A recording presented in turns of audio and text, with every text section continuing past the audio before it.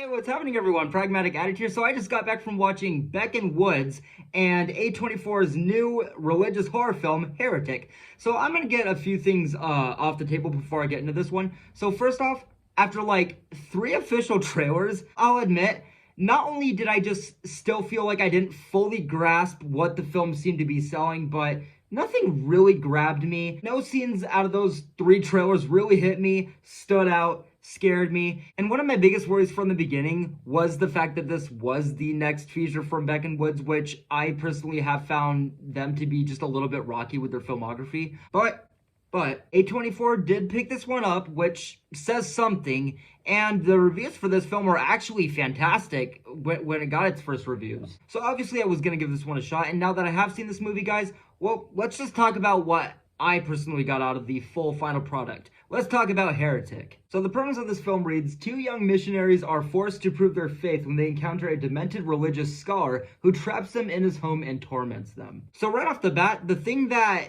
I noticed the second the film started was actually just the look of the film. I don't think a look of a film has hit me this year like this since the beginning of this year, which was Out of Darkness. It just feels like the perfect setting for a modern day horror film of really any kind. All around the background, all you see are mountains and woods, a rainstorm is brewing. It just really helped make this film like it was contained in a box, and not in a bad way, but just in the sense where if you feel like if something were to go wrong, which we all know something very bad is going wrong or is about to go wrong, you get that feeling of like, this is like just a recipe for disaster. You're just not sure how much luck people would have if a bad situation was in fact going to happen like it's going to. Especially with the setup of this film. I mean, there's not too much of a setup before the 2 girls actually get to Mr. Reed's place, but again, the small town vibe, the raging thunderstorm, the girls just being outcasts, freaks to other kids their age, obviously pretty distant from everyone and everything, and then just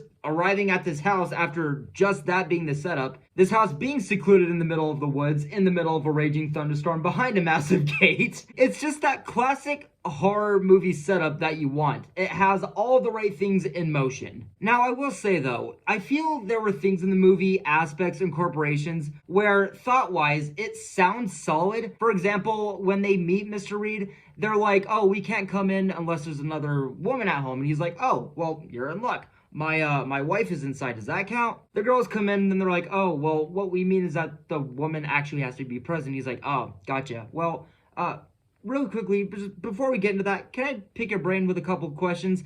I feel like at that point, like literally at the second, I was just like, okay, so he's gonna try and distract him. He's obviously, like, we know that he's the bad guy. He's obviously gonna try and lure them into his fucking hell house. And I just got this feeling that was really hard to ignore, which was, I wish that the trailer didn't actually show that Hugh Grant was going to be the villain in this movie. Obviously, Hugh Grant is a massive name. They're going to want to market him in the trailers.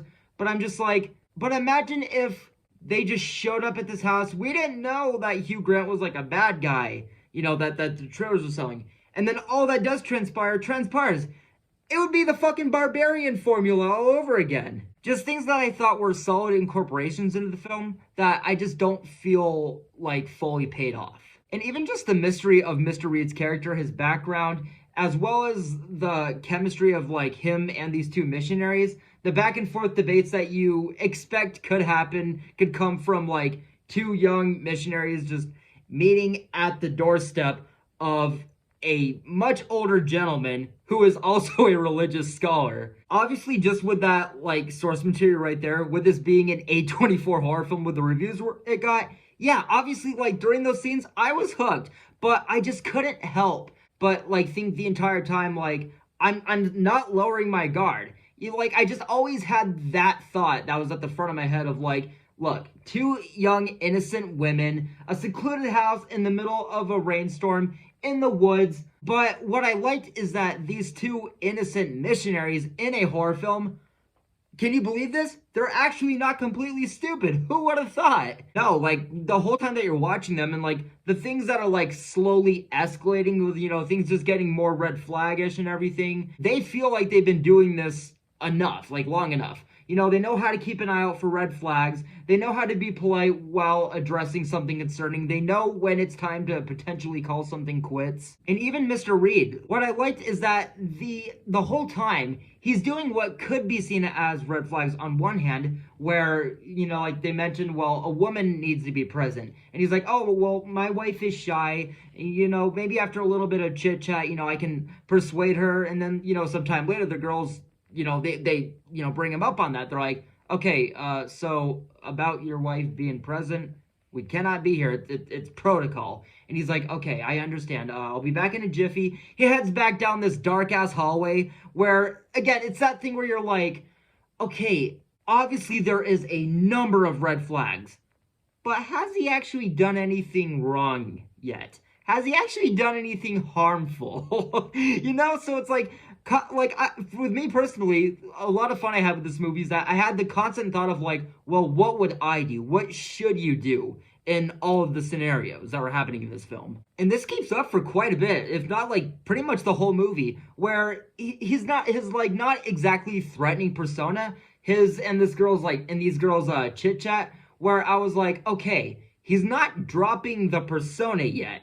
Interesting. Where I was really ready throughout this movie at numerous scenes where I was like, okay, when's he actually gonna drop the, oh, okay, yeah, this is the psychopath that we expected him to be. But no, it just keeps going. And what the big thing of the film is obviously these two doors, right? What happens is that basically these girls enter the house, it deadbolts automatically, and he's like, oh yeah, don't mind that, I have a timer set to deadbolt the door. And then they're like, oh, well, you know, we should probably get going eventually. And he's like, oh, don't worry, you know, the deadbolt, I actually can unlock it manually. It automatically unlocks every morning. So you guys are gonna have to exit out through the back room. You guys can go whenever you want, just letting you know that's the way out.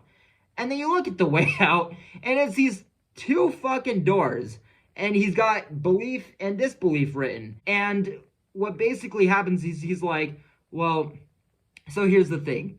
I'm not going to tell you which door to go, okay? I want to test your guys' faith. I want to pick your brain.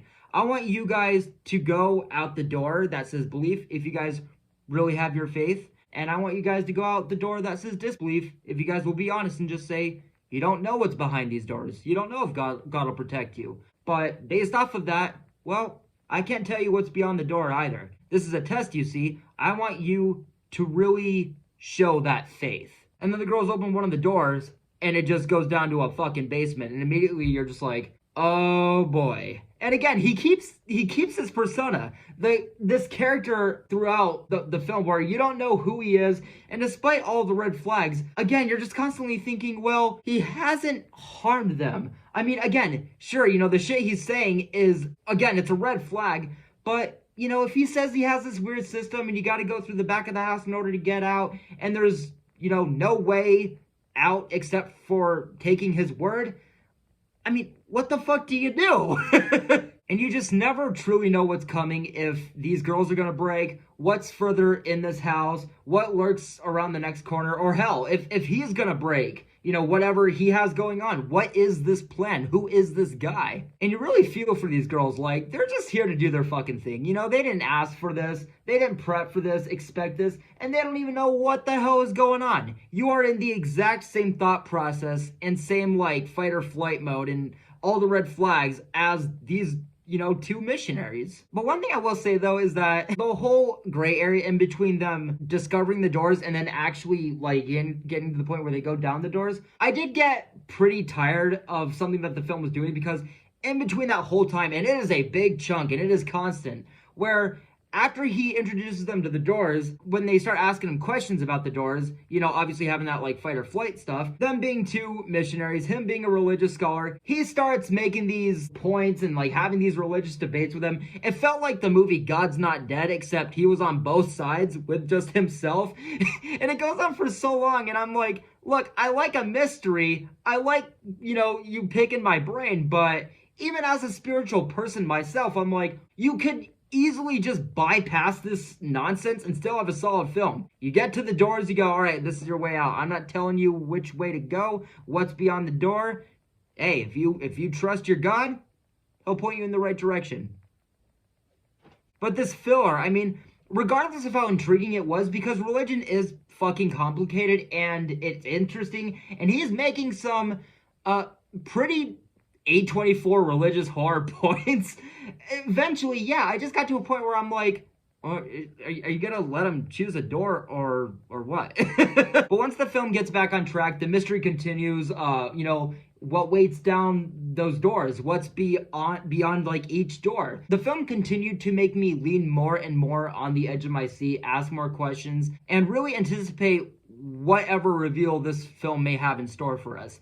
And just as a cat and mouse film, like the thrills and suspense that come with that, as the film goes on, there really were some genuinely thrilling, adrenaline-inducing moments where it did feel like a throwback film in that genre. Not everything had been done to death yet. Where, I was still at the edge of my seat. Things that were happening, I was wondering, well, how are they going to get out of this? And it was just that popcorn flick. But overall, I thought Heretic was fine. So yes, guys, that is going to do it for my review of Heretic. I really enjoyed talking about this one. I don't know if I would say it's like top tier for A24's horror. I mean, it is getting some fucking incredible reviews. I mean, holy shit. But I wouldn't say that it's to the level of like The Witch or Hereditary, Talk to Me, X. But I mean, it is a solid cat and mouse horror film. But yes, guys, with all that being said, I'm going to wrap it up here. Thank you guys so much for watching, and I will see you in the next one very soon. Take care.